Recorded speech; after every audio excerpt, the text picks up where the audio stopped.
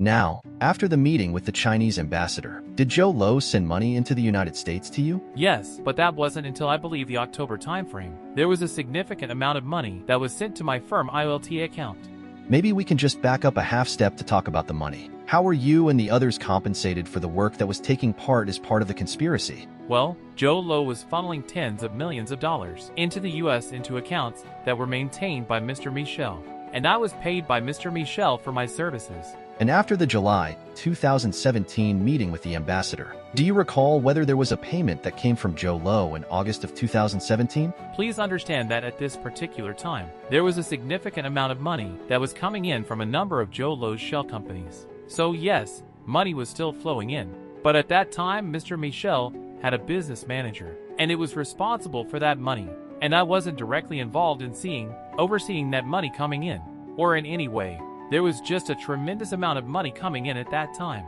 And when you say a tremendous amount of money, just for the benefit of the jury in terms of quantifying that, tens of millions of dollars? Yes, I think that the final count was somewhere plus or minus 100 million.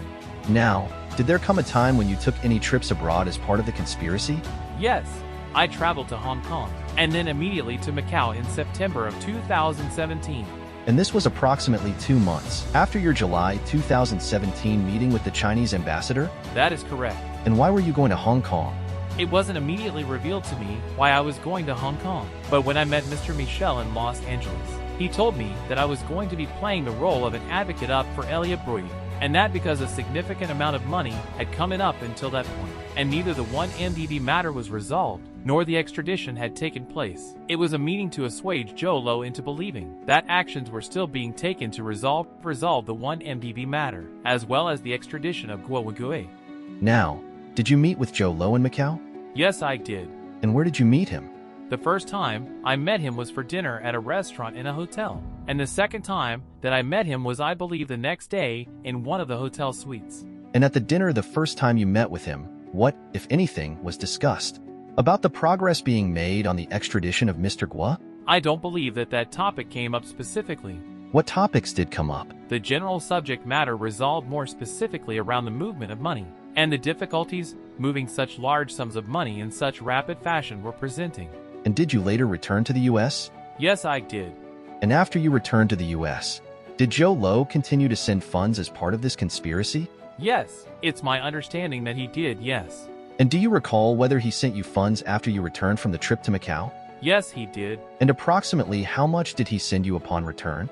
I believe the number was 35 million euro, which translated to roughly 41 million US, that was deposited into my IOLTA account. And was any part of the money that you just referred to intended to be a success fee for the extradition of Mr. Guo? I wouldn't be able to say specifically that it was a success fee for the extradition of Mr. Guo.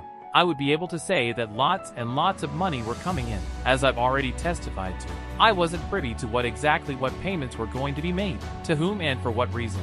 Understand that there were two simultaneous projects that were going on in the same time. In total, you said there were about $100 million for these two projects? I believe it was plus or minus 100 million. Now, was Mr. Michel ultimately convicted as part of this conspiracy? Yes, he was. And did Mr. Broidy plead guilty as part of this conspiracy? Yes, he did. And you refer to someone named Ms. Lum Davis? Yes. Did Ms. Lum Davis plead guilty as part of this conspiracy? I believe that she did. I did not know what the outcome of that particular trial was. I heard that may have been rescinded, but I do not want to testify to that in terms of what the outcome of that case was. As you testified to before, you too pled guilty to a conspiracy count? Yes, I did.